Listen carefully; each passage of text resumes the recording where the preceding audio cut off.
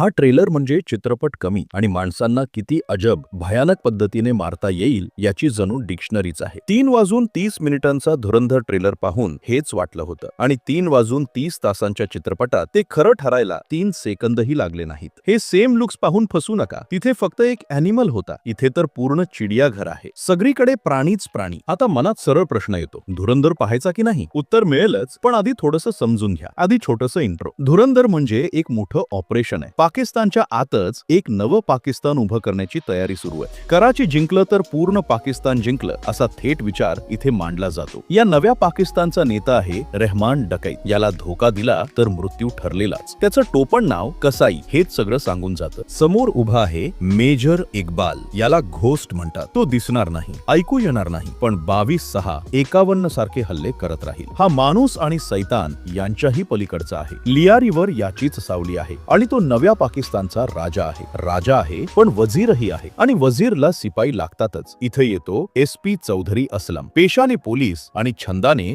गँगस्टरचा बाप. म्हणूनच त्याला न्यू फादर ऑफ पाकिस्तान म्हटलं जातं. नाव हमजा ऐकायला रंगीबेरंगी वाटतं, पण त्या रक्ताच्या लाल रंगासमोर सगळं फिकं आहे. कारण हे पूर्ण लियारी म्हणजेच नवं पाकिस्तान रक्तात बुडवायच्या तयारीत आहेत. पण तशाची गड्डी तेव्हाच पूर्ण होते जेव्हा त्यात राणी असते, आणि जर राणी आहे तर राजा हमजालाच व्हावं लागतं. रहमान डकैतचा 1 to 4 कसा होतो हाच प्रश्न धुरंधरला खराखुरा धुरंधर बनवतो. इथून सुरू होतो खरा खेळ. खून, खराबा आणि अक्षरशः ब्लड बाथ. साधी कथा अचानक ट्विस्ट, थ्रिल, सस्पेन्स आणि पॉलिटिक्सनं भरून जाते. इतक्या बारकाव्यानं क्राईम नेटवर्क दाखवला आहे की दिग्दर्शक स्वतः कधीतरी स्पेशल एजंट होता की काय असं वाटतं. उरी पासून धुरंधर पर्यंत आदित्यधरने सिनेमा थेट पुढच्या लेवलला नेला आहे. त्याचा सिनेमा प्रेक्षकांना थिएटर मधून थेट पाकिस्तानात नेतो. 3 तास 34 मिनिटांची फिल्म असूनही ती कंटारवाणी वाटत नाही. पहिला हाफ तर पूर्ण एक वेगळीच फिल्म आहे आणि तरीही कथा क्लायमॅक्सला थांबत नाही, कारण धुरंधर 2 येणार आहे. हा चित्रपट खास आहे कारण तो लाजत नाही. जे दाखवायचं आहे ते थेट दाखवतो. पाकिस्तान विरोधी भूमिका असो किंवा वादग्रस्त डायलॉग्स, काहीही फिल्टर नाही. हिंदुस्थानचा सगळ्यात मोठा शत्रू हिंदुस्थानच आहे अशी ओळ उघडपणे बोलली जाते. ही देखील इंडिया पाकिस्तान कथा आहे, पण पाकिस्तानवर इतकी रिअल आणि रिसर्च केलेली फिल्म याआधी कुणी केली नसेल. मोठे स्पाय युनिव्हर्स जिथे फेल होतात तिथे धुरंधर जिंकतो. या फिल्म मध्ये कोणीही ओरडून हिरो होत नाही, वन मॅन शो नाही. म्हणूनच मुख्य हिरोवर अक्षय खन्नाचा कॅरेक्टर इतका भारी पडतो. रणवीर सिंग विसरून जा, अक्षय खन्नासाठीच तिकीट काढा. नेगेटिव्ह रोल असूनही प्रेमात पाडणारा अभिनय आहे. अक्षय खन्ना नंतर दुसरा हिरो आहे. फिल्मचं ऍक्शन आणि त्यामागचं म्युझिक, मृत्यूच्या सीनवरही नाचायला लावेल असं सॉन्ग प्लेसमेंट आहे. फिल्म लांब आहे पण कंटारवाणी नाही. दर 20 मिनिटात नवा चॅप्टर सुरू होतो. कथा सतत नवं वळण घेत राहते आणि इंटरेस्ट टिकवून ठेवते. हेवी ऍक्शन, इमोशनल ड्रामा आणि मासी क्लायमॅक्स मुळे वाटतंय जणू एखादं थ्रिलर पुस्तक वाचतोय. या चित्रपटात ऍक्टर्स नाहीत, फक्त कॅरेक्टर्स आहेत. जीनियस डिरेक्टर, स्ट्रॉंग विषय आणि दमदार कलाकार मिळाले की काय तयार होतं याचं बेस्ट उदाहरण म्हणजे धुरंधर. अर्जुन रामपालचा वापर थोडा कमी आहे, पण पार्ट 2 मध्ये तो जास्त दिसेल. आर माधवन बंदुकीने नाही, शब्दांनी गोळ्या झाडतो. संजय दत्तची एंट्री जबरदस्त आहे आणि ती खूप गरजेची आहे. फिल्म शेवटी रणवीर सिंग संपवतो